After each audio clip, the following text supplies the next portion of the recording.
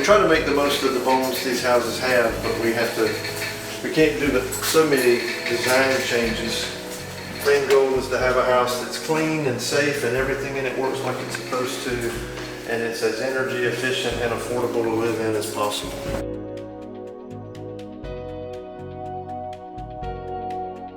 Each of these 4 rooms will house 5 men, each with a single bed and a nightstand, and then we'll have 20 lockers out here in the hallway so they can lock their personal belongings.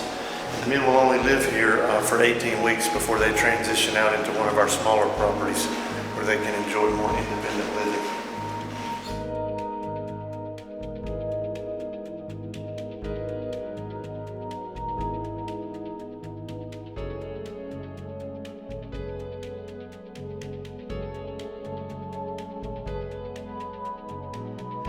Starting out with a lot of support and supervision while they're living here. And then the next step will be to a smaller house where they'll have more control over their own curfews and budget and menu, etc. But all the while still having our support and our mentoring programs and all of that available to them. For a grand total of 18 months in our program before they're hopefully completely independent and well employed and living a good, stable life. Backing off, hopefully like a parent should do, right? They need so much care and feeding and everything when they're really little, but the real goal is to help them become good adults, not good children. Right, so just bear with this 18 weeks and then you get a nice place that's more like home.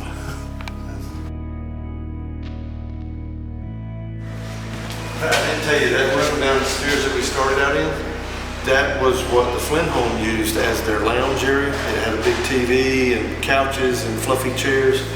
We got that mess out of there. That's going to be the education room. So we'll have a smaller TV up here. We'll be providing semi-natural literacy, but not so much to invite somebody to come home. Yeah, we're hoping to get local citizens to go get their unused treadmills and stationary bicycles in my house or something, just a couple of hours to sit and relax before bedtime, because then they're working with regularity the next morning. When the Flynn home was operating, they only had maybe 2 people in each one of these rooms, and they were letting people live here long term. So more and more furniture, and the guys would kind of bring in their own little box fans and put in the window and all that. Ain't time for that if you're just going to be here 18 weeks. Come in here, complete the program, and get on. We're just going to be in much more control.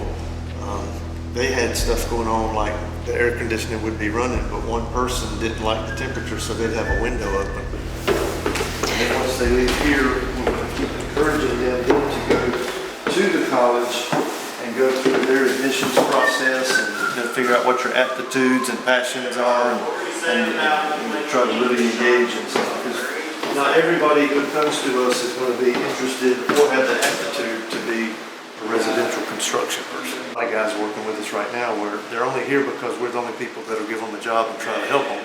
They have zero ability for building anything. I mean, they can't cut a board straight, they can't hang a door plumb. But yeah, we've been partnering with Monroe Community College for that for a year and a half, 2 years now. At the end of the day, we're a non-profit, so there's no profit distribution that this gets rolled back into the nation. Well, essentially, the mission of Hope Restorations is to provide paid employment, training, and support for adults recovering from addiction or incarceration. And the work that we do involves acquiring deteriorating homes in East Kingston and then renovating them to modern energy efficiency and safety standards to provide affordable low-income housing. This newest addition to our program we're calling the House of Hope, that we're busy now renovating, getting ready to house 20 men at a time. The men will come to us directly from rehab centers across the state and or directly from prisons. And we have a transitional program designed that will help us help these men transition from, at first, a very highly structured and supervised 18 weeks into steps towards greater and greater independence until ultimately they're ready to be self-sustaining on their own. And then as they graduate after the 18 weeks, they'll move into a smaller property of ours where they have more autonomy, more independence, and the ultimate goal being after about 18 months with us, to be in a position to be very well employed elsewhere and to have stable living conditions and have a happy, self-sustaining life. We care a lot about partnering with other existing agencies in the community. We've always wanted Hope Restorations to be something that the entire Lenoir County and Kinston community had a sense of ownership of.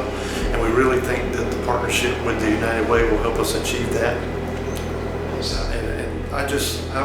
One of my pet peeves is replication. Somebody's already doing something. Instead of setting up and competing with them, go and help them do it better. But we don't do that. We say, well, I want to do it too. I want to do it my own way. I want to be in charge.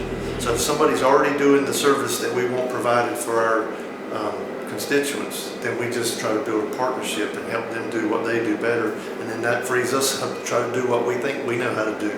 Right? Why reinvent the wheel and replicate and compete? We're all competing for the same grant dollars.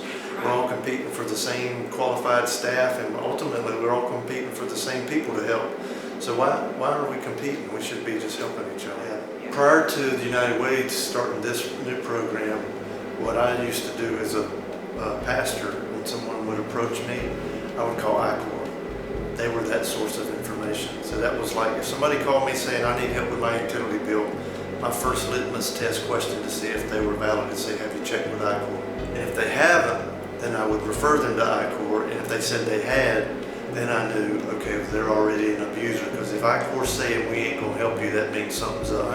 One of the ways folks can help Hope Restorations in its ministry is come on nights and weekends and help teach our residents your hobbies, how to cook, how to carve wood, how to do pottery, or any other thing that might be something that you find therapeutic and relaxing to help you have a balanced, healthy life. And another way is you can get involved or remain involved with the United Way. It's such an important part of our community, and they do a lot of great work to help all of our local nonprofits to succeed in their ministries. It's really a great way for our community to thrive and prosper together.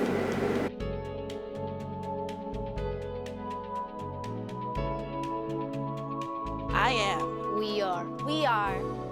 What it means to live united.